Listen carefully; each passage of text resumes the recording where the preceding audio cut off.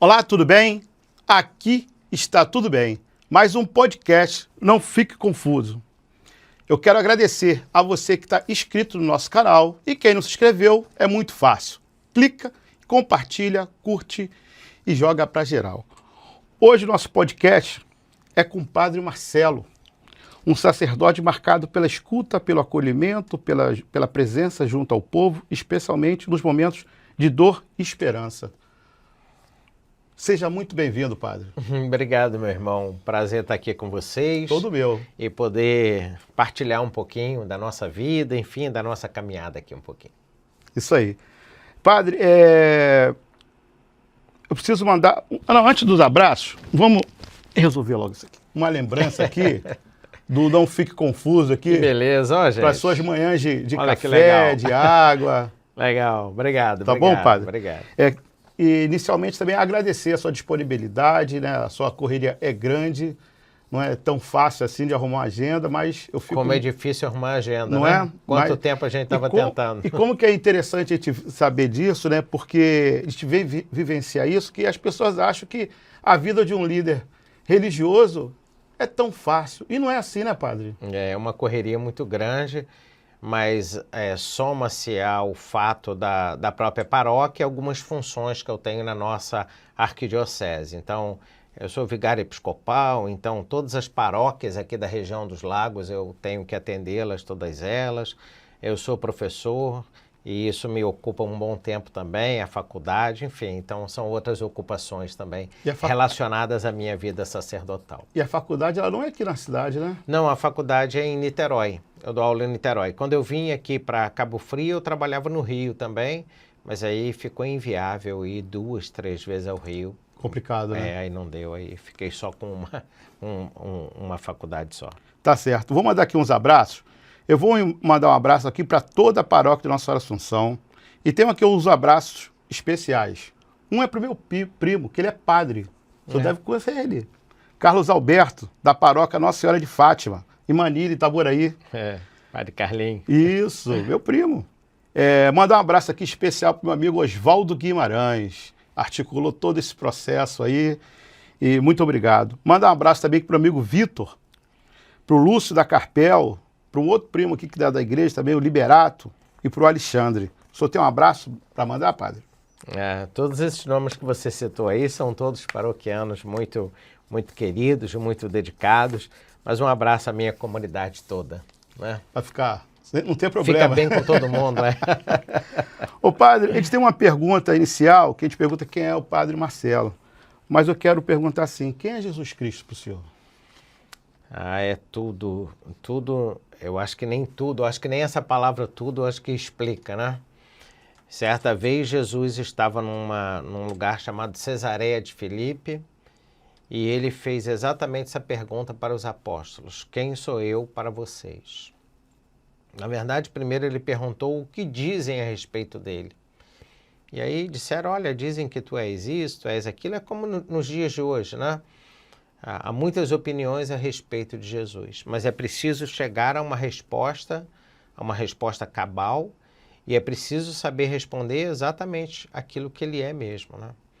Ele é o Senhor, Jesus é o Senhor. Mas para uma pessoa poder dizer que ele é o Senhor e entender o que significa dizer que ele é o Senhor, é preciso que você seja movido pelo Espírito Santo, porque ninguém proclama Jesus como Senhor de sua vida, a não ser movido pela graça do Espírito Santo. Eu sempre entendi o processo da fé como um caminho. Ninguém se torna aprofundado na sua vida de fé, na sua vida religiosa, da noite para o dia. É um caminho que você faz porque exige conhecer Jesus, exige relacionar-se com Ele, experimentá-lo, inclusive na hora da dor, porque nós temos desenvolvido uma mentalidade de que Deus tem que me dar o que eu quero. Não é verdade. Eu é que preciso, eu costumo dizer que a gente reza não para Deus fazer a nossa vontade, mas para que nós aprendamos a fazer a vontade de Deus. Isso é o tempo, né, Padre? É com o tempo. Porque Não, é o tempo. isso. É o tempo que precisamos respeitar esse tempo de Deus, né? Exatamente. Agora, difícil a gente entender esse processo na dor. A gente só compreende isso com o tempo também da experiência da vida da fé. Exatamente. É porque a gente tem criado uma mentalidade muito pragmática, no sentido de que eu quero que tudo aconteça ao meu modo. Se a gente faz aqui um retrospecto, por exemplo, século XVIII, no século XVIII nós tivemos um movimento chamado de Iluminismo. E o Iluminismo, ele apregoava que com a capacidade intelectual, todas as respostas seriam dadas. E o tempo provou que isso era impossível. E hoje a gente vive o extremo oposto. Hoje a gente vive o oposto de dizer assim, eu só faço o que eu quero, só o que eu desejo, ou seja, saímos da razão para a vontade. O que está faltando é o equilíbrio, como já dizia Aristóteles, virtus in medio. A virtude é aquilo que está no meio, é o equilíbrio da vida. Quando a gente alcança esse equilíbrio na vida pessoal, na vida afetiva, psicológica, você é um grande homem quando você faz isso. Porque você consegue conciliar todos os elementos da sua caminhada. Não estou dizendo que é fácil, mas eu estou dizendo que esse é o ideal, né? Porque hoje a gente tem vivido isso, as pessoas têm mais vivido o extremo do sentimento a ponto de dizer, eu só faço aquilo que eu quero. Pensa aqui comigo, é possível ter uma vida séria só fazendo o que eu quero?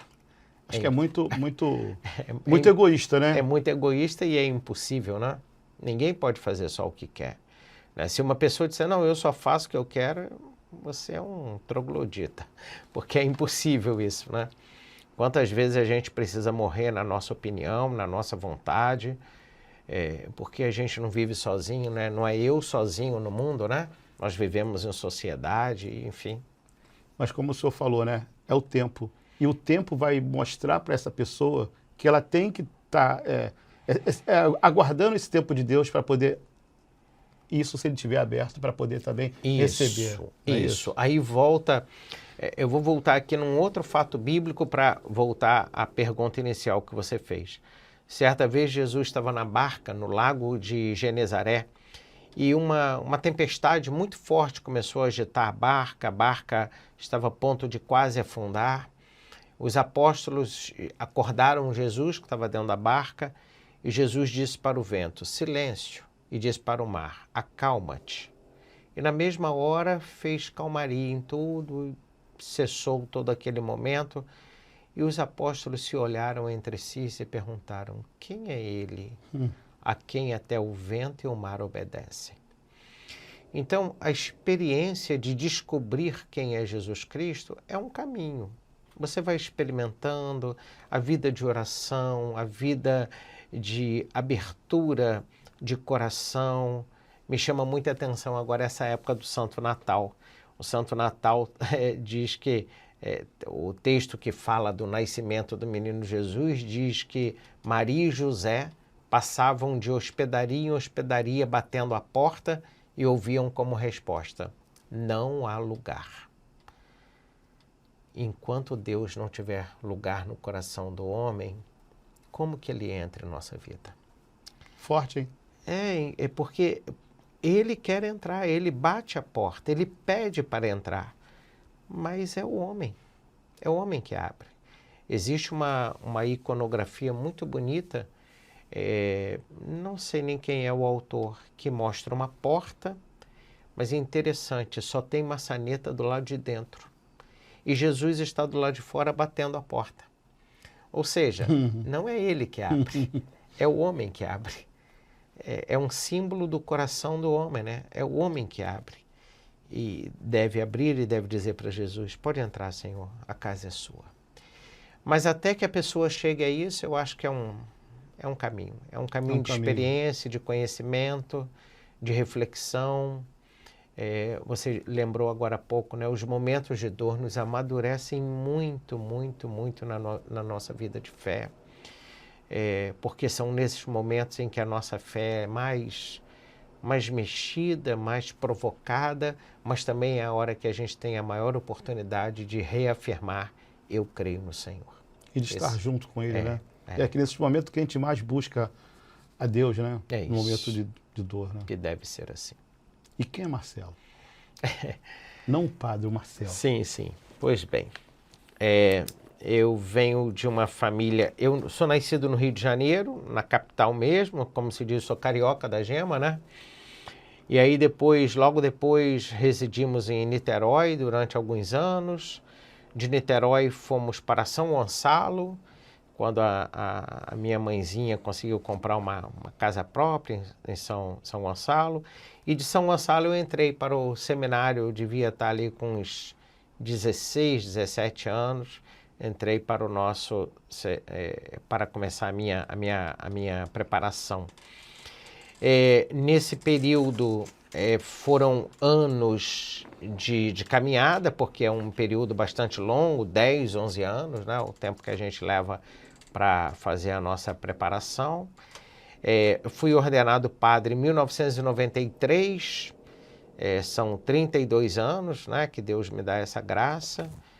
E, enfim, tenho algumas veias, assim, além da vida sacerdotal. A minha primeira formação foi como contador. Contador? Como contador. Depois sempre tive muita facilidade, muito conhecimento na área de investimentos financeiros, então também tenho pós-graduação em economia e em finanças, porque sempre gostei dessa área. Na minha área específica, mestrado, enfim, na parte dos estudos nossos. Enfim, e aí já trabalhei em algumas paróquias, mas é interessante porque eu só trabalhei em 3 paróquias. Eu trabalhei na primeira paróquia, foi a paróquia de Venda das Pedras, a paróquia de São Pedro em Venda das Pedras, que fica em Itaboraí. Trabalhei lá quase 13 anos. Depois fui para a paróquia de Nossa Senhora das Dores, no Ingá, fiquei 8 anos e vim aqui a Cabo Frio. Na verdade, não era para ficar em Cabo Frio. Eu vim aqui a Cabo Frio apenas para... foi da saída de um sacerdote, a minha chegada, apenas para fazer uma espécie de um levantamento da situação que a paróquia se encontrava, fazer um relatório. Isso era um prazo, a gente calculava aí de 4 a 6 meses, fazer um relatório, entregar o relatório e voltar para a paróquia onde eu estava. Mas eu me apaixonei por Cabo Frio, pela paróquia, e aí na época o arcebispo me perguntou: o que você resolve? Você fica lá, você já sabe quais são os problemas, você fica ou você retorna? Ficou muito mais fácil, né? Já vou ficar lá, então. E como é que foi a sua chegada Aí aqui? eu vi, foi maravilhosa, foi muito boa. Isso foi em 2014, em julho de 2014. Aí eu vim para cá e já estou aqui há 11 anos, né? Já se completaram 11 anos já que eu estou aqui nessa paróquia maravilhosa, a paróquia de Nossa Senhora da Assunção, aqui em Cabo Frio. E aí foi isso, né? Aqui é uma paróquia muito dinâmica, muito viva, uma paróquia muito, muito bonita, assim, em termos de vida pastoral. É impossível um sacerdote passar aqui e não se apaixonar por esse local, porque a comunidade é uma comunidade extremamente participativa, sabe? Nós tivemos agora há poucos dias, para ser mais exato, foi dia 13, nós fizemos aqui uma celebração dos 25 anos da ordenação dos diáconos Arildo e Arley, e houve uma participação da nossa paróquia que foi uma coisa linda de se ver. Então, assim, tudo aqui em nossa paróquia tem essa dimensão, é bonito de se ver, é vivo, é participativo, e isso anima muito a vida pastoral. Cabo Frio também, ela ajuda, né, pela questão cultural da cidade, para ser uma cidade muito antiga, de ter imóveis assim, antigos na questão da igreja também, né? Também, mas assim, eu digo que o povo... É uma soma. Eu acho que é um somatório, perfeito. Soma. Porque porque povo... sem o povo, nada existe. E a comunidade é ímpar até, né? E uma coisa que me chama a atenção aqui nessa cidade é como tem artistas aqui, né? Músicos, então, eu fico impressionado. A qualidade musical aqui da nossa paróquia é uma coisa que assim me impacta. Porque esses dias mesmo eu conversava com o diácono Lúcio, que é o coordenador aqui da música, e nós estamos dizendo, olha, várias paróquias por aí não conseguem ter músico para as suas missas diárias. E olha que aqui nós temos 2 missas diárias, 4 dominicais, mais as do sábado, e nós temos músico ainda na fila de espera para ver quando é que ele vai tocar, porque... Não, que advento que o senhor acredita que possa ser isso? Eu não sei, rapaz. Aqui eu encontrei várias pessoas com essa habilidade musical, me chama mesmo assim a atenção. Nós temos, agora há pouco você falou de Oswaldo. Oswaldo é um exemplo, mas não só ele, né? Tem a Juliana, tem o Daniel Porto. Nossa, nós temos muito. O time do Oswaldo lá é pesado, né, Oswaldo? O time lá... Nós temos assim... Mas nós temos vários grupos assim. Frederico, que é fotógrafo e músico, né? Imagina o Tonho sozinho, voz e violão é um espetáculo. Enfim, e é de qualidade musical. Sim. É de qualidade musical. Eu não entendo de música. Eu só tenho ouvido para dizer, tá bonito. Tá bonito. Tá bonito. Então, assim, nós temos essas qualidades aqui. É bem interessante isso aqui em Cabo Frio. Padre, o senhor falou que com 16 anos de idade, né, o senhor foi para sua vida, iniciar a sua vida sacerdotal. O que tocou no seu coração para a busca? Na verdade, quando eu tinha aí por volta dos 8 anos, 9 anos, minha mãe me conta e alguma coisa, minha mãe me contava e alguma coisa eu me recordava que eu tinha o hábito de pegar a toalha de banho, amarrar aqui assim, mas várias crianças fazem isso para ser o super-homem, para ser o Batman, né? E eu fazia isso para celebrar a missa. Então eu pedi a ela nem sei se ainda existe um biscoito que era redondinho assim, Maria, com suquinho de uva. E eu então ia celebrar a missa. E quem participava da minha missa era minha mãe, né? Eu fico às vezes pensando assim, como seriam as homilias que eu devia fazer naquele momento, né? Mas você vê, isso desde 8 anos de idade que ela me contava isso. Ela dizia, meu filho, você fazia isso.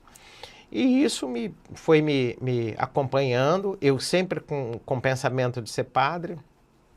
Quantas vezes eu estava numa missa, eu olhava para o padre celebrando, como que na minha imaginação eu tirava o padre, me colocava ali no lugar dele. Então, é uma vocação.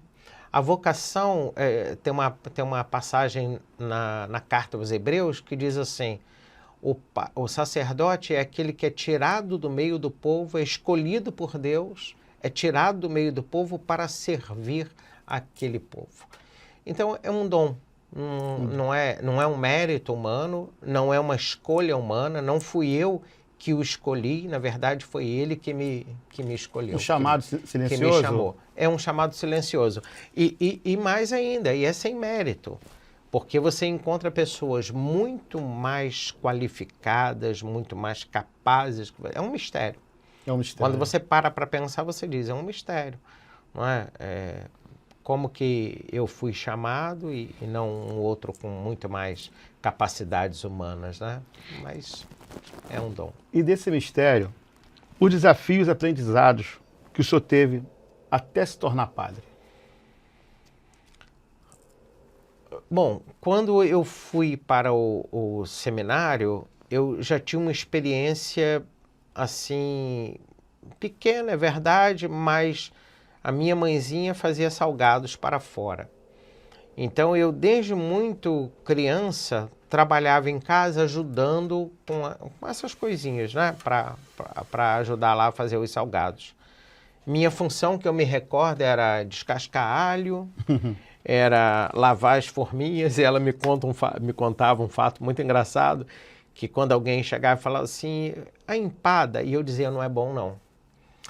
E ela ficava provavelmente sem jeito e tinha que explicar para a pessoa, ele fala isso porque quem lava as forminhas é ele. Então, eu lembro que eu descascava alho, descascava camarão, eu quando criança ali ajudei muito assim em casa, E quando eu fui efetivamente para o seminário, eu tinha começado a trabalhar numa padaria ao lado da minha casa com 11 anos de idade. Eu tive uma experiência, hoje em dia a gente sabe, isso não acontece mais, mas eu tive uma experiência, uma criança, né, 11 anos, né, recebendo um salário mínimo, era muito dinheiro para uma criança. E meu pai, então, me lembro até desse diálogo, ele dizendo para mim: meu filho, a partir de hoje você paga a conta de luz dessa casa. Rapaz, até hoje eu não posso ver uma lâmpada acesa. Vamos apagar. Não posso ver uma lâmpada dando bobeira acesa. Alguém vai no ambiente e deixa, olha essa luz, apaga essa luz. Sabe? E as lâmpadas hoje ajudam, porque são de LED. Antes elas eram mais complicadas. Gastavam mais, né? Consumiam mais. Mas isso foi interessante porque isso me deu senso de compromisso com a minha casa, senso de responsabilidade com os meus. E isso foi bom para a minha formação humana. Então, depois o seminário tem as suas dificuldades, que são completamente normais, da vida de estudante, da vida de convívio comunitário. Nós éramos 18, 20, 30 pessoas ali convivendo, mas os anos caminharam bem, sabe? Muito bem. Eu tenho muitas recordações e assim uma saudade muito querida do tempo de seminário, tempo de formação. E aí depois veio a ordenação, aí começaram os desafios da vida sacerdotal, né? Que são outros, que são bem diferentes. Conduzir uma paróquia com todas as suas pastorais, com todos os desafios administrativos que uma paróquia tem. Às vezes um problema que quando você chega, você já encontra o problema lá e ele agora é seu, não é mais de quem saiu, o problema passa a ser seu e você vai ter que resolver. Então, são desafios, mas que fazem parte desse processo. E quando você se tornou padre, como que foi esse encontro com o povo de Deus?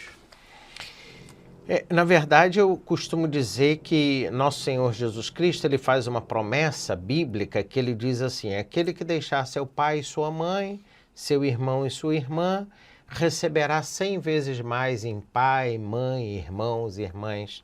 Eu digo que nosso Senhor Jesus Cristo, ele foi simples demais no que ele falou, porque é muito mais do que o cêntuplo.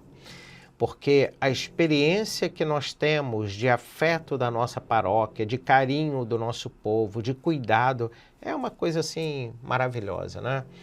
Ontem mesmo nós fizemos o encerramento das novenas de Natal. Nossa, mas tanto abraço, tanto carinho, padre. Muito obrigado, padre, por esses dias. Obrigado por esse advento que nós celebramos juntos. Obrigado. Várias pessoas. Ontem eu recebi uma cartinha muito bonitinha de uma criancinha. Veio e me entregou uma cartinha e falou para mim: entrega Papai Noel para mim. Falei, tá bom, meu amor. O padre vai vir aqui para você.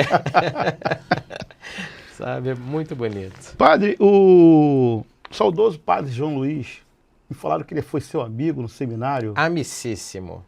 Como que foi isso? Nossa, nós tivemos um convívio no seminário muito próximo, eu e o padre João Luiz. Ele se ordenou pouco tempo depois que eu cheguei, uns 2 anos talvez depois. Mas esses 2 anos tivemos um convívio assim bastante próximo. Ele foi meu professor logo assim que eu cheguei, mas depois ele veio aqui para Cabo Frio. E de quando em quando eu vim aqui visitar a cidade. Então vim aqui visitar a paróquia, visitar o Padre João, e sempre tivemos uma relação muito legal, muito próxima. E depois fui eu que vim para cá, né? E Padre João, nessa época que eu vim para cá também, quase toda semana estava aqui comigo. Inverteu os papéis. Inverteu os papéis. Aí era ele que vinha aqui me visitar. Segunda-feira é o dia da folga do padre, sabe? E toda segunda-feira ele ia na minha sala e falava assim: eu sabia que você estava trabalhando, sai daí, hoje é seu dia de folga. Eu, não, João, eu só estou terminando um assunto. Quando ele aparecia segunda-feira, eu já ia direto na minha sala, que ele sabia que eu estava lá trabalhando. E o legado do padre João Luiz para a paróquia de Cabo Frio? Foi maravilhoso. Padre João Luiz, é claro que não foi só ele, porque isso uma sequência de trabalho pastoral, né? Mas o Padre João Luiz, ele transformou a paróquia da Assunção nesse gigantismo que ela tem hoje, não é? Foi tudo o trabalho do Padre João. O Padre João teve um papel fundamental aqui. Os primeiros anos do Padre João foram, assim, impressionantes. Esses dias mesmo eu conversava com o pessoal do Encontro de Casais e eles me disseram, padre, chegamos a fazer aqui 3 encontros de casais num ano. Não é? E foi assim que o Padre João foi criando as comunidades que nós temos hoje. Então o trabalho dele aqui foi impressionante. Foi realmente muito, muito bom. Muito forte. Deixou muitas marcas, né? Até hoje, né? Quantas pessoas se remetem a ele, fazem memória dele. Ele foi um querido amigo meu, mas serviu muito bem a essa paróquia. As principais ações da paróquia voltadas para os mais humildes e vulneráveis. Nós temos muitos serviços sociais em nossa paróquia. Acabamos de realizar o nosso Natal de Luz, Natal Sem Fome, que esse ano completou 39 anos, dessa campanha que a nossa paróquia faz. Esse ano nós até ultrapassamos aquilo que é a nossa meta. A nossa meta são 500 cestas básicas a serem distribuídas, porque habitualmente, mensalmente, nós distribuímos 240 cestas básicas. Mas pela passagem do Santo Natal, a gente sempre quer aumentar e atingir um maior número de famílias. Mas esse ano nós já ultrapassamos a 550 cestas. Já ultrapassou? Já ultrapassamos. E agora, um pouquinho antes de vir para cá, eu encontrei com uma pessoa ali, que é um dos coordenadores do nosso dispensário, e ele disse, padre, eu acho que a gente consegue mais umas 50 cestas até o final do ano. Beleza, então vamos bater umas 600. Já passamos. Passou até da meta, né? Vamos passar até um pouquinho dessa meta. Mas além disso, nós temos a Pastoral do Berço, que é um trabalho que nós fazemos aqui associado com o Conselho Municipal da Assistência Social. Nós temos a Pastoral da AIDS, que é um trabalho que nós fazemos em nossa paróquia com leigos absolutamente dedicados a esse serviço. Nós temos uma casa de acolhida para pessoas que queiram passar pelo processo da recuperação das drogas. Esse trabalho é bastante penoso, bastante difícil, porque a pessoa que sofre do vício, por vezes ela até diz, não, eu quero sair disso. Mas o vício é mais forte. O vício é muito forte, muito forte. Então é um processo muito lento, de idas e vindas, sabe? Então são trabalhos sociais que a nossa paróquia hoje mantém e que dão assim muitos frutos importantes para o nosso povo que é mais carente. E esse trabalho contra as drogas, a pessoa que tem que vir à paróquia ou a paróquia vai em busca deles? Nós temos dois processos, porque nós temos as informações que nos chegam, porque existe uma coisa que você não pode esquecer. O caminho só começa se a pessoa quiser. Sim. Não tem uma outra forma de você fazer. Não dá para ser pela força. Não dá. Porque quando a pessoa diz assim, ó, eu quero, então agora ficou fácil. É aquela abertura do coração. Uhum. Quando a pessoa diz isso, então você pode levar essa pessoa para essa casa, você pode começar o tratamento, tem psicólogo, tem psiquiatra, nós temos pessoas da área da saúde para poder acompanhar. É um caminho, mas é muito lento. Muito doloroso, né, padre? Muito doído, cara. Assim. Você vê a pessoa se acabando naquele vê processo a pessoa ali. se acabando, As pessoas que estão... E não tem distinção, hein? Não tem, não. Tem alguns que você olha, você fala, cara, essa pessoa veio do submundo, né? Porque ela está acabada. É doído de ver. E quando tem família? Que a família diz, olha, eu não tenho mais o que fazer, não sei mais o que fazer, sabe? E a pessoa às vezes está na rua, drogado, enfim, são casos complicados. Eu vi no Instagram essa semana uma chamada que Las Vegas ele tem submundos, onde que essas pessoas elas ficam escondidas nesses submundos, debaixo ficam escondidos. Tem um número... Subterrâneo, subterrâneos. talvez. Como se fosse um submundo para eles. Eles ficam ali, invisíveis. Crianças nascem ali e nunca foram... Meu Deus. Que loucura, né? É. Teve uma ação que ficou muito marcante na cidade, foi no período da Covid, onde o senhor distribuiu as cestas básicas com outras igrejas, nem sendo da Igreja Católica, mas com projetos sociais. Foi. Foi muito... Aquilo dali, agora há pouco eu falei para você que a paróquia da Assunção é uma paróquia muito viva em todos os seus aspectos. Durante a Covid, várias pessoas colocaram um carro de som pela rua arrecadando mantimentos. Nós aqui fizemos isso durante um ano certinho. Durante um ano, nós tínhamos uma dupla de manhã e uma dupla de tarde, e era assim, eu botava no WhatsApp, perguntava às pastorais, às vezes dava anúncio na missa, e as pessoas se ofereciam, padre, eu posso, eu dirijo. Padre, eu posso ir como voluntário para ajudar a coletar, porque eu não dirijo. Mas o fato é que a gente montava a escala semanal, e aquilo foi semana após semana, várias semanas, meses e um ano certinho fazendo essa campanha. Eu me lembro que na passagem do meu aniversário, eu acho que foi em 2021, 22, não acho que 22, eu não lembro mais com exatidão, mas eu acho que foi 22. Naquele ano, as pessoas falam, padre, mandar uma lembrancinha para o senhor, manda quilo, manda mantimento. E a gente foi transformando aquilo tudo e fizemos foi até uma coisa assim bonita, que aí foram eles que fizeram para mim. Eles falaram, padre, então o senhor fica em frente à porta da igreja que a gente vai levar o mantimento. Nossa, foi uma coisa linda.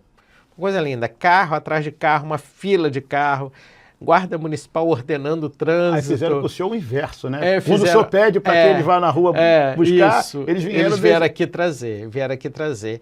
E aí foi isso, meu amigo. Nós fomos distribuindo esses mantimentos, mantendo essa distribuição. E o importante disso, olha, não é católico só que ganha, é todo mundo. Todos são filhos de Deus. É aquele que necessita, aquele que é vulnerável, aquele que necessita dessa ajuda. A nossa paróquia, estando ao nosso alcance, a gente faz. Agora, é claro, todo recurso é finito. Uhum. Você não consegue resolver tudo que chega para você. Você consegue fazer uma grande parte, mas não dá para você resolver todos os assuntos. Então, eu sempre penso isso, a dor do mundo é a soma da dor de todos nós. Se você minimiza a dor de uma pessoa, você ajudou a diminuir um pouquinho a dor do mundo. A dor do mundo, né? Falando dessa dor do mundo, né? Como é que o senhor entende o papel da igreja na promoção da dignidade humana, especialmente nesses tempos tão desiguais? Eu posso pensar em dignidade humana em diversos aspectos. Posso pensá-la, por exemplo, quando uma pessoa defende o aborto, ali é falta de dignidade humana. Eu posso pensar em dignidade humana quando eu penso em trabalho, quando eu penso em oportunidades, né? Então, eu acho que é muito amplo tratar desse tema. Mas é papel da igreja, por uma decorrência lógica do próprio Evangelho, porque no Evangelho Jesus nos ensina a amar a Deus e amar ao semelhante, como a nós mesmos. Então, há uma decorrência lógica desse Evangelho, a prática da caridade. E na prática da caridade, a valorização da pessoa humana. E por que é importante valorizar a pessoa humana? É fácil da gente compreender, porque o homem foi feito à imagem e semelhança do Criador. O homem é filho de Deus. Pronto. Sim. Não preciso mais nada. Eu costumo dar um exemplo muito simples, mas eu acho que fica bem fácil de entender. Se a sua caneta Bic acaba a tinta, você joga aquela caneta fora. Mas se você tivesse uma caneta de ouro e ela acabasse a carga, acabasse a tinta, você jogaria a caneta fora? Guardaria, né? Guardaria a caneta. Por quê? Porque ela tem valor em si. A pessoa humana, pobre, rica, deficiente ou não, ela tem valor em si. Então, ela tem que ser cuidada, né? Se você vai cuidar de uma canetinha de ouro, não vai pensar em uma pessoa humana, né? Com certeza. E falando no cuidar, né? Hoje as pessoas vivem com um sofrimento emocional profundo, né, padre? Rapaz, mas eu tenho a impressão que depois da pandemia negócio cresceu. Nós tivemos um boom nesse assunto, sabe? Porque nós mantemos aqui, você agora há pouco falou dos serviços sociais, acabei me esquecendo, agora com a sua pergunta me fez aqui recordar. Nós mantemos aqui na nossa paróquia um projeto social chamado Mente Sã. Já fazemos isso aqui há anos. É um grupo de psicólogos ou psicólogas da nossa paróquia que atendem gratuitamente os carentes. Nós não podemos atender, por força da própria lei, uma pessoa que tenha recursos para pagar. Eu não posso fazer ação social com uma pessoa que tenha recursos. Mas o carente, nós acolhemos essa pessoa, ela passa pelo assistente social, o assistente social define, olha, pode atender essa pessoa, vai para as nossas psicólogas e começa o acompanhamento ali com as nossas psicólogas. Mas era no ponto que eu queria chegar. Nós temos uma fila de espera, porque a demanda é muito grande. E olha que nós temos aqui de segunda a sexta-feira atendimento. Mas mesmo assim, muitas Esse atendimento, ele ao mesmo tempo é psicológico e espiritual? Então, acontece da seguinte maneira. Quando a pessoa vem ao padre e o padre observa que aquela pessoa precisa de acompanhamento, encaminha a pessoa para o trabalho da psicologia. Lá na psicologia, quando a pessoa vai direto para lá, e lá o profissional percebe que aquela pessoa também precisa de orientação espiritual ou uma confissão, encaminha para o padre. Então a gente costuma dizer que a gente faz uma rede de atendimento, né? E cada um vai ali dentro da sua área tentando cooperar com o bem daquela pessoa. A saúde mental, ela poderia passar por políticas públicas? Ela tem que passar. Tem que passar. Tem que passar. E existe isso, né? Mas com as suas carências que a gente sabe. Eu digo assim, de forma mais forte, né? Porque como o senhor falou, quem pode pagar, ele vai no seu psicólogo. E quem não pode, quem não entende que ele está passando pelo aquele processo. E ele fala que não é nada, é uma bobagem. E daí acontece fatos complicados. Eu acho que hoje a gente já chegou a um entendimento melhor que, por exemplo, uma depressão não é uma, desculpa a expressão que eu vou usar, não é uma frescura. Não, não é. Não é. A depressão é uma enfermidade. A pessoa precisa ser acompanhada, precisa de cuidado, precisa de atenção, precisa se recuperar. Não tem outro caminho. Às vezes alguém diz assim para uma pessoa que está depressiva, não, vamos na rua, vamos bater uma perninha que você melhora. Não, gente. É uma doença. Ela precisa de tratamento. Então, isso passa pelo cuidado público? É claro que passa, né? Quer seja federal, estadual, municipal, qualquer esfera, né? Precisa sim. Mas nós também, particulares e instituições, também podemos dar a nossa parcela, né? Eu sempre penso isso, eu penso assim, quem tem a obrigação nesse sentido é o Estado, mas todos nós podemos cooperar e dar ali o nosso contributo. Como o senhor falou, né? Vocês recebem essa carga. E aí, os religiosos? Eles precisam se cuidar também. Também precisamos nos cuidar, não é? A mente cansada, sobrecarregado. Talvez as pessoas nem pensem nisso, né? Que aqui tem um super-homem aqui, né? Exatamente, o que não é, né? Não é. É apenas um ser humano. É apenas um ser humano, exatamente. Que também se cansa, que também tem dias que diz, nossa senhora, hoje eu não aguento mais nada, né? Mas aí vem uma coisa que é muito importante. Vamos pensar aqui num açude. Eu tenho um açude e aí eu boto uma mangueira, ligo uma bomba, começo a puxar água desse açude, mas se eu não alimentar esse açude, vai ter uma hora que ele não vai puxar mais água, ele vai começar a puxar a lama. Então eu preciso cuidar desse açude, que se ele estiver bem cuidado, ele vai conseguir irrigar aquele solo. Eu fico pensando na vida do padre.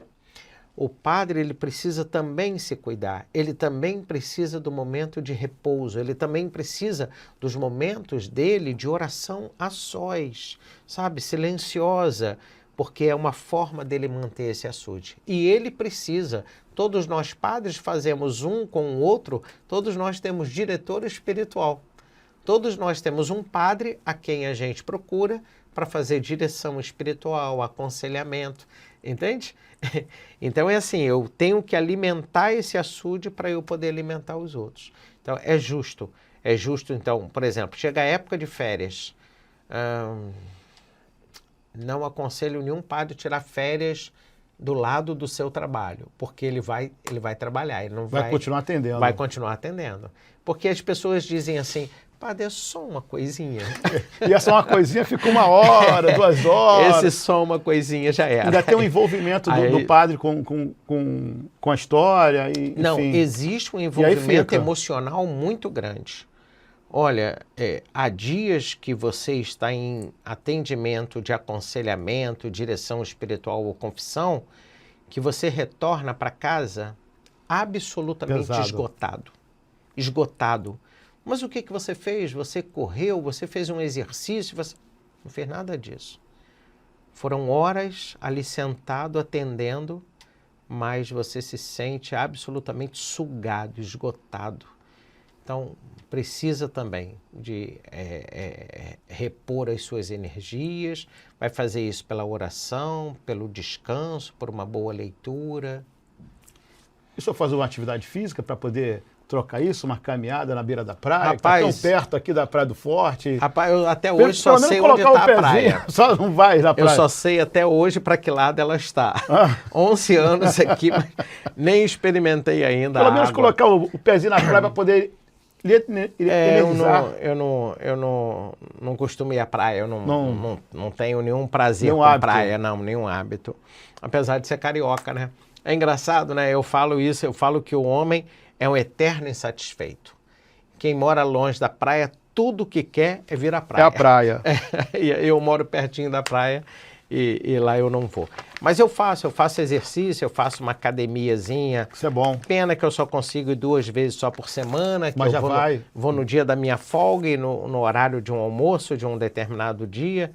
É isso, é o que está dando para fazer. Já me ajuda ali um pouquinho, mas precisava ir um pouquinho mais. Padre, hoje a evangelização ela acontece também através das telas. Como o senhor enxerga as redes sociais como ferramenta para anunciar o evangelho? Então, eu acho que uma boa resposta para isso foi a própria pandemia. Na pandemia, nós não tínhamos a possibilidade do público vir às missas, nós íamos às pessoas por meio das mídias. A nossa paróquia, vou voltar a falar aqui da nossa paróquia. Eu acho que já há 25 anos, se eu não estou enganado aqui na data, que nós transmitimos as nossas missas e temos bons instrumentos de mídia. Esse é o trabalho da PASCOM. É um trabalho da nossa PASCOM. A PASCOM, ela, se eu não estou enganado, é isso. Se não me engano, ela completou 25 anos de anúncio do Santo Evangelho por meio das mídias sociais. E esse trabalho é importantíssimo, né? Nós transmitimos hoje 2 missas dominicais, transmitimos, se não me engano, pela rádio, transmitimos pela TV, temos um engajamento muito grande no nosso YouTube, no nosso canal do YouTube, um engajamento muito grande no Instagram. Eu falo aqui sem medo de errar que já passam aí de uns 15 mil inscritos no nosso canal, pessoas que acompanham informações da nossa paróquia. Muito bom. E o que o senhor considera como o principal desafio das igrejas nesse ambiente digital? Primeiro, eu penso que seja a veracidade das informações. Nós temos vivido uma mentalidade em que o que mais interessa para algumas pessoas é o like, né? Ganhar até lá aquele engajamento dela, mas por vezes falta com a verdade para conseguir isso. A verdade não dá ibope. Esse é o fato. né? O que dá ibope é sempre uma palavra um pouco mais ácida, é uma crítica, enfim. E hoje em dia as pessoas... E até verdade, né? É como as pessoas não estão preocupadas com a verdade, estão preocupadas com outras ideias. Vide, por exemplo, você pode, na rede social, ser crucificado por uma coisa que você está corretíssimo. Mas as pessoas não se interessam pela verdade, né? Então, o que interessa para ela, sei lá, é falar, fazer um comentário, sei lá. Enfim, então eu penso que um grande desafio nosso, para todos nós, é a verdade, né? A verdade vos libertará, né? É dizer a verdade. E a verdade do Santo Evangelho nem sempre é adocicada. É dura, né? Por vezes é dura. Quando o nosso Senhor Jesus Cristo convida uma pessoa a sair do pecado e a ir para a vida da graça e romper com o pecado, exige da pessoa uma atitude às vezes firme com ela própria, então a pessoa quase sempre prefere a opinião do mundo, né? A opinião do mundo é mais doce, né? Mais doce, né? Então... Não é uma água com gás, com limão, né? Então, às vezes a palavra do Senhor, ela, como diz o profeta Isaías, ela é doce no paladar, mas é amarga nas entranhas, porque ela exige da pessoa tomar atitudes que ela precisa para ter uma vida correta. Padre, a ensinação de Cristo, a paixão de Cristo, né, Corpus Christi, festa Nossa Senhora Assunção, ela teve um pequeno delay, né? E agora ela voltou com mais força, né? E como é que é a importância das festas religiosas para o público? A cidade de Cabo Frio é uma cidade das mais antigas do nosso país. E a cidade de Cabo Frio está intimamente ligada à paróquia. Tanto é assim que isso era uma prática portuguesa, né? A prática portuguesa era, ao fundar uma cidade administrativamente, trazia a fé para aquela cidade. Não à toa, o primeiro nome dessa cidade foi Santa Helena do Cabo Frio.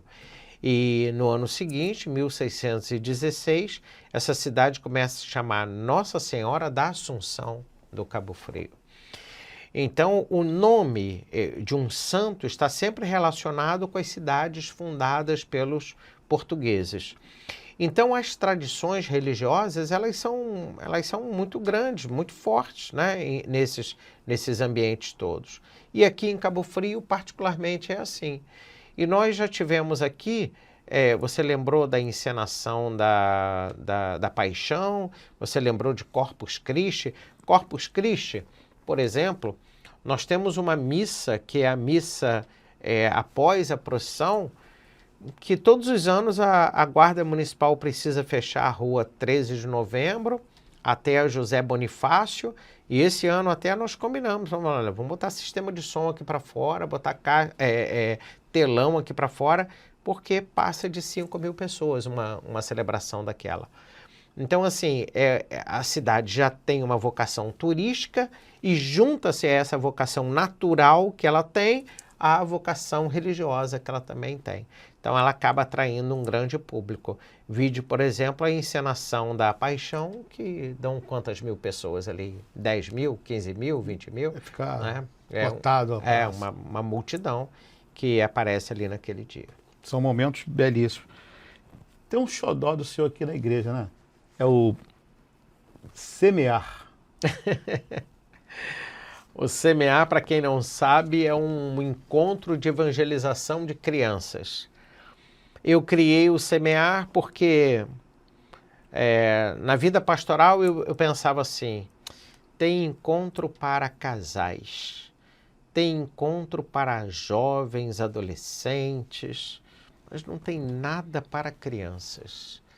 Aí eu eu chamei na época 2 professoras, falei assim, vem cá, me ajuda a fazer vocês que entendem da área da pedagogia, me ajuda aqui, eu tenho uma ideia de evangelização, mas eu preciso transformar isso aqui de maneira pedagógica para um encontro de crianças. Na verdade, eu reuni 3 pessoas, 2 professoras e uma outra pessoa, eram 3 mulheres, elas me ajudaram ali a elaborar esse encontro. E esse encontro foi ganhando força, né? Hoje ele já está se eu não me engano, em 4 paróquias da nossa arquidiocese. Eu estou tentando aqui me recordar, eu acho que ele já tem uns 20 anos já de existência. E aqui na paróquia já fizemos alguns semiários aqui. Na primeira paróquia onde eu trabalhei já está lá no seu 20º encontro, né? Então ele é um passeio pelo Antigo Testamento, com temas do Antigo Testamento e com temas do Novo Testamento. Ele é para crianças de 3 anos de idade até 12 anos de idade. E aí ficou perfeito, porque o CMA vai de 3 a 12. A partir dos 13, o adolescente faz o EAC, vai até os 17. A partir dos 18, faz encontro de jovens, que vai até os 25. Depois tem cursilho, tem encontro de casais, enfim, tem os outros movimentos. Quer dizer, a pessoa entra com 3 anos e vai até os 100. E o CMA e o EAC é uma coisa que está tudo bem conectado, né? São encontros que se comunicam muito, porque normalmente uma criança, quando termina ali o adolescente, o pré-adolescente, quando termina o CMA com 12 anos, no outro ano ele já começa a se integrar no EAC. O EAC é um movimento que nós temos aqui na paróquia muito, muito, muito forte. Para você ter ideia, nesse último ano, 2025, como é papo de jovem, a gente não faz inscrição física. Online. A inscrição é online, né? Então, nós abrimos as inscrições, 9 da manhã, meio-dia encerrou. Que benção. Porque já tínhamos mais de 300 inscrições feitas e não temos vaga para 300 pessoas. Não temos. Então, nós temos que bipartir o encontro. Então, fazemos a metade num encontro, outra metade em outro encontro. Isso acaba sendo reflexo na missa. Quando vem a missa aqui das 7 horas, das 19 horas, eu fico olhando assim, poxa, um grupo de jovens ali, outro grupo ali, outro aqui. Vários jovens já se... Ontem nós fizemos um encerramento das novenas de Natal e eles ontem vieram com a camisa do EAC. Então, tinha um monte de azulzinho. Tudo aí. Azulzinho. Né? Tudo azulzinho ontem à noite. Tá certo. Padre, como você poderia compartilhar conosco uma passagem, uma reflexão sobre Nossa Senhora da Assunção que toca profundamente no seu coração? Na verdade, todas as passagens bíblicas que tratam da Virgem Maria são passagens bíblicas que, para nós, principalmente para nós católicos, mas eu acho que para todo cristão, né? Porque tem uma palavra na Sagrada Escritura que a Virgem Maria diz assim: todas as gerações me chamarão de bem-aventurada. Quem não chama a Virgem Maria de bem-aventurada está contra o próprio texto bíblico, né? Mas, particularmente agora, nesse período em que nós estamos de preparação para o Santo Natal, me impacta muito o dia em que o anjo visita a Virgem Maria, né? A gente celebra isso, na verdade, no dia 25 de março, porque 9 meses depois, 25 de dezembro, é o Santo Natal. Mas, liturgicamente, a gente celebra esse momento no dia 25 de março. É a anunciação do anjo a Nossa Senhora. Então, todo aquele diálogo, quando o anjo diz para ela que ela foi escolhida por Deus, que Deus tem um projeto. A Virgem Maria, assim, eu, você e toda pessoa humana, nós somos livres, né? Eu posso acolher, vamos imaginar que uma pessoa queira lhe dar um abraço, e você não queira o abraço dessa pessoa, então você não permite que ela lhe dê esse abraço. Deus faz a mesma coisa, Deus quer abraçar cada homem, cada mulher. Então, quando eu permito que Ele me abrace, que Ele me acolha, eu vivo a experiência do encontro com Ele. Mas eu poderia, pelo menos em hipótese, dizer: não quero, seu abraço eu não quero. E a Virgem Maria também poderia dizer: não, olha, eu não vou entrar nesse projeto, eu não vou participar disso aqui não, isso aqui. Porque naquela época, quando uma mulher ficava grávida fora do casamento dela, a lei mosaica dizia que ela deveria ser levada à praça pública e ser apedrejada até morrer naquela praça pública. E é por isso, não sei se você vai se recordar disso, que José pensava em abandonar Maria em segredo. Por que em segredo? Porque se ele dissesse para as autoridades judaicas: olha, o filho que ela está esperando não é meu. Então ela seria levada em praça pública e apedrejada. Em compensação, o papel de José é lindíssimo, porque quando diz que ele resolve abandonar Maria em segredo, recairia sobre ele a culpa da gravidez de Maria e do abandono de José. Que homem humilde, né? Recairia sobre ele. Então ele nem denunciaria Maria e ele então levaria, em certo sentido, a culpa. Ele seguraria a onda ele sozinho. seguraria a onda, isso aí, perfeito. Né? Mas é muito bonito quando o anjo anuncia Maria e faz a proposta desse projeto e ela se curva à vontade de Deus, ela deixa que aquele projeto divino se realize na vida dela. Santo Agostinho tem uma frase muito interessante que ele diz assim: aquele que te criou sem a tua ajuda, não te salvará sem a tua ajuda. Ou seja, a pessoa humana, de alguma maneira, participa do projeto divino. De alguma maneira, ela coopera com o projeto divino. Coopera positivamente ou negativamente, né? Mas, no caso da Virgem Maria, de maneira positiva, se abrindo ao projeto de Deus e deixando que o projeto de Deus se realize na vida dela. Essa mensagem seria para os dias de hoje, padre? Para todos nós nos dias de hoje. Deixar que a graça de Deus, que a vontade de Deus se faça em nossa vida. Agora há pouco nós falamos isso, eu vou voltar aqui nesse tópico. A gente hoje tem vivido uma mentalidade muito egoísta, sabe? Muito egoísta. O que vale é o que eu quero, o que eu penso, da forma que eu quero. E por vezes, pense isso aqui espiritualmente. Como que eu posso querer que a minha vontade se faça se eu não escuto a vontade de Deus, se eu não deixo a vontade de Deus fazer em mim? A vontade de Deus não tem que me agradar. Vamos pensar na nossa infância. Quantas vezes na nossa infância nós queríamos alguma coisa e a nossa mãezinha, cheia de afeto, cheia de carinho por nós, ela foi obrigada a dizer: não, meu filho, isso não. Então, por mais que você, como criança, quisesse aquilo, ela te educou para dizer que não. Ela queria o seu mal? Não, ela queria o seu bem. Né? Então, Deus, que é o nosso Pai, Ele quer o nosso bem. Agora, eu preciso deixar que essa graça de Deus se realize em minha vida, quando eu me coloco submisso a Ele. É um entendimento... Bem complexo, né? É gradativo, né? É gradativo.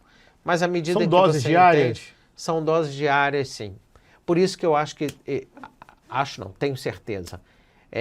A oração diária, a leitura da palavra, o encontro com a Eucaristia, cara, tudo isso faz a gente, aos pouquinhos, sabe? Abrir o coração. Como é que diz o ditado? Água mole, pedra dura, tanto bate até que fura. A graça de Deus, ela vai entrando. Quando eu vou abrindo, ela vai entrando. Quando eu vou permitindo, ela vai entrando. Tem coisas na vida que você, há anos atrás, não entendia. E hoje você diz. Verdade, tá certo. Eu entendo. A vida da fé é assim, ela é gradual. O senhor já falou da mãe, né? Mas fazendo um comparativo aos nossos pais, né? Hoje eu me vejo falando algumas situações que eu falo para o meu filho que jamais, sei lá, com a idade que ele tem hoje, 16 anos, eu estaria falando. Você não entenderia. Não entenderia. E a mesma coisa, ele não está entendendo. Não está entendendo. Mas assim, ó. Resta a ele confiar no amor do Pai. Isso. Porque o Pai quer o melhor para ele. Agora pensa em Deus. Resta o homem confiar no amor de Deus, porque Deus quer o melhor para o homem. É isso mesmo. A gente às vezes não entende. Mas eu acho que é o tempo que vai... Às vezes da nossa imaturidade humana, imaturidade espiritual, a gente não entende. Precisamos de um tempo.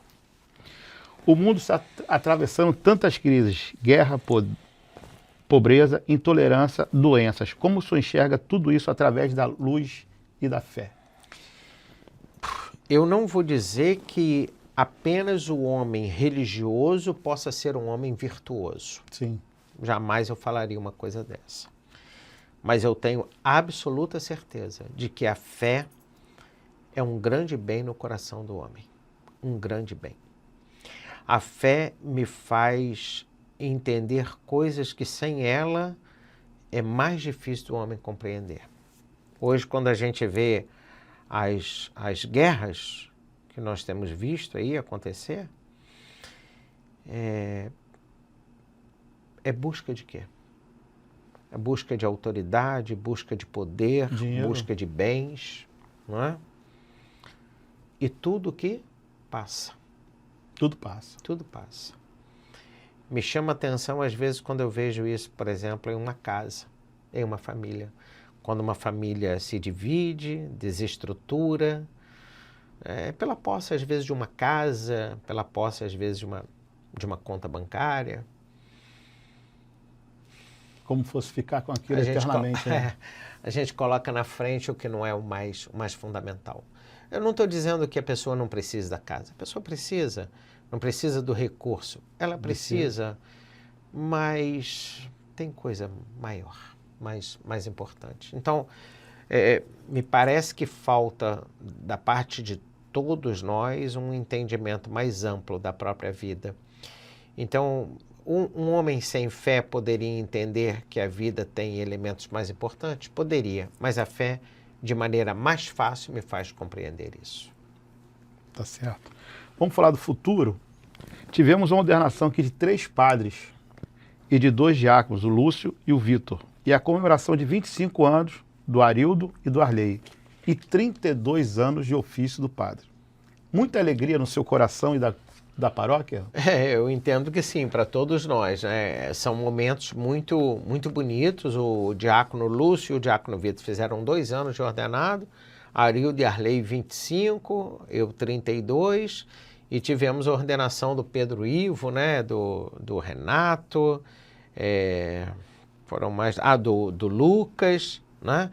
Enfim, foram essas ordenações que nós tivemos aí, do Hugo, na verdade foram 4, foram ordenados agora, há pouquíssimo tempo.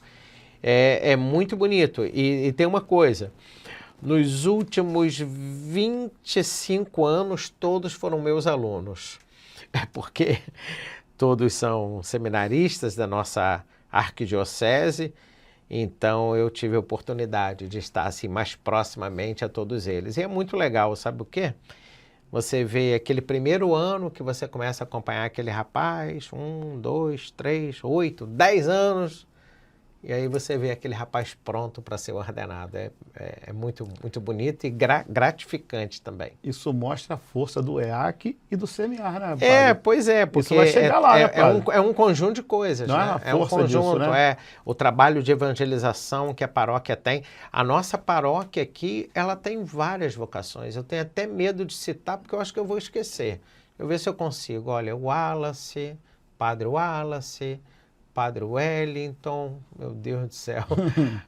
Agora tem o seminarista Rodolfo, tem o Lucas Cristóvão, que já é padre, Frei Gerry.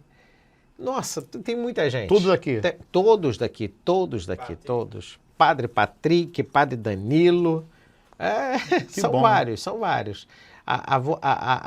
Volto a falar, a comunidade é viva. E sendo uma comunidade assim, viva, eficaz como ela ajuda também a suscitar as vocações sacerdotais e religiosas. São os frutos, né? São frutos. A igreja ela passa por 2 grandes obras, né? Tem um centro memorial e pastoral e a reforma da igreja de São Benedito. Na verdade, são até 3 grandes obras. 3 grandes obras? Vou chegar lá na terceira. O Centro Memorial, a gente acredita que até junho agora de 2026 a gente conclua a obra, estará pronto. A Capela de São Benedito, se tudo der certinho, é julho de 2026 que a gente entrega a capela restaurada. 2 grandes festas. E temos uma terceira obra que é a construção da Capela de Santana.